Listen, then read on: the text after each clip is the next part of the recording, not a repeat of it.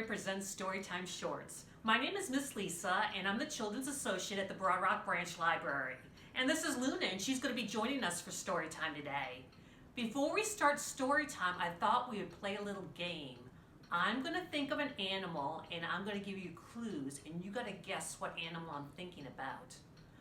My animal has 4 legs, and it likes to live near water, and it has a hard shell on its back, and when it gets frightened, it tucks its head and its little legs into the shell.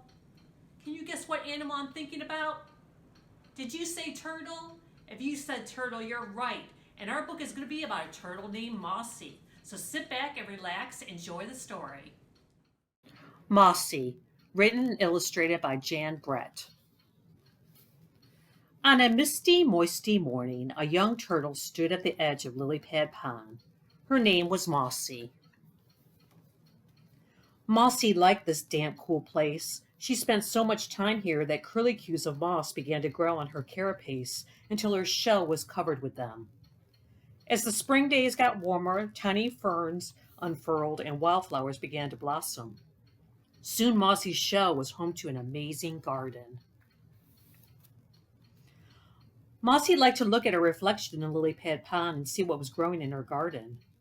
Every day brought a surprise, a new flower, or perhaps a delicious wild strawberry.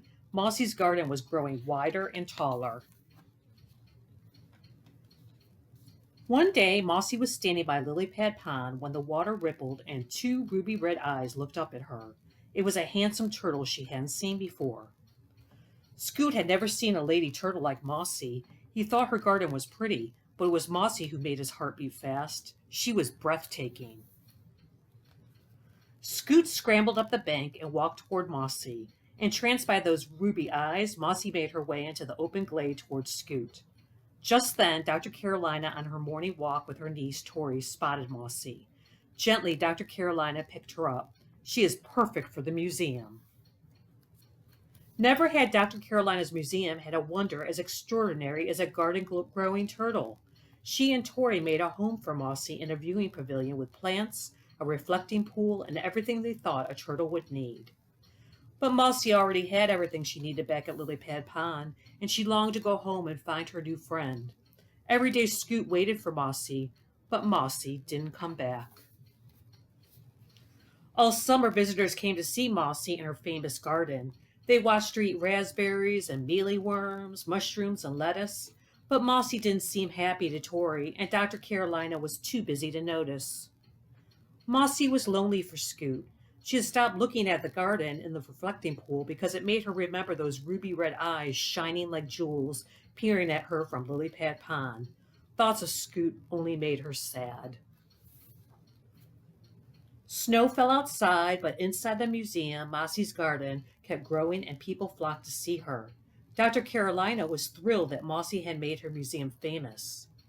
Today, Tori and her class had come to see Mossy. The meteorites and geodes amazed the children. They loved the woodland diorama, the butterflies, and the shells. Finally, Dr. Carolina said it was time to see a special exhibit. The children gathered around the viewing pavilion. At first, they didn't see Mossy. Then she started to walk, her magnificent garden swaying back and forth. The little turtle captivated the children. Mossy is a special turtle, Dr. Carolina told them. Her garden grows and changes all year round. She is never hungry or cold. She is safe living in the museum. Here with us, Mossy could live to be 100 years old. Tori frowned. She loved the museum. She had helped her aunt collect wonderful things on their walks. But Mossy was the first living creature that Dr. Carolina had taken to live in the museum. Is that why she looked so sad? Tori wondered. Do you think Mossy is happy here? Tori asked her aunt. Does she have any turtle friends? The children asked. No, but here we have all the opportunity to see her, Dr. Carolina paused. The children had given her an idea. On the first day of spring, a sign on the front of the museum read, "Closed, do not disturb." 2 women arrived at the back of the museum. Dr. Carolina and Tori were there to meet them. Everybody wondered what this meant. 1 day passed, 2 days passed, and 3. After a week, everyone was invited inside. Dr. Carolina introduced the two mystery women. Please meet Flora and Fauna, she said. The curtain was pulled aside, revealing a portrait of Mossy, larger than life, with her garden painted in glowing detail. Flora had painted all the plants, Fauna had painted Mossy. Together, the artists had captured a moment in time that would never fade. Everyone cheered and clapped. At dusk, Dr. Carolina gently put Mossy in a collection basket. Come with me, she said to Tori, and off they went to take Mossy to Lily Pad Pond. Together they said goodbye to their garden growing friend and put her in the glade next to the waterfall, exactly where Dr. Carolina had found her. Mossy was home. The next morning, the warm spring sun woke up Scoot from his bed beneath the leaves. He opened his ruby eyes and saw Mossy. Their year apart vanished into the past. At the museum, the portrait of Mossy continued to amaze visitors.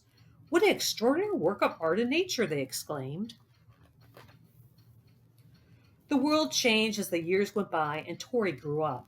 But Mossy's portrait is there at Dr. Carolina's museum for all to see, not knowing that not far away, on the misty, moisty edge of Lilypad Pond, an old turtle still stands.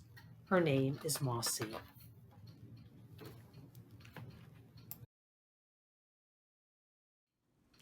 Isn't Mossy a beautiful turtle with that garden on her back? Mossy is actually an eastern box turtle, and if you go for a walk in the woods, you might see one of those. Jan Brett, the author of the book, was inspired to write Mossy based on watching some turtles in her own backyard. Thank you for joining us for Richmond Public Library Presents Storytime Shorts. To see more stories to view, please visit our YouTube page. Thank you and see you next time.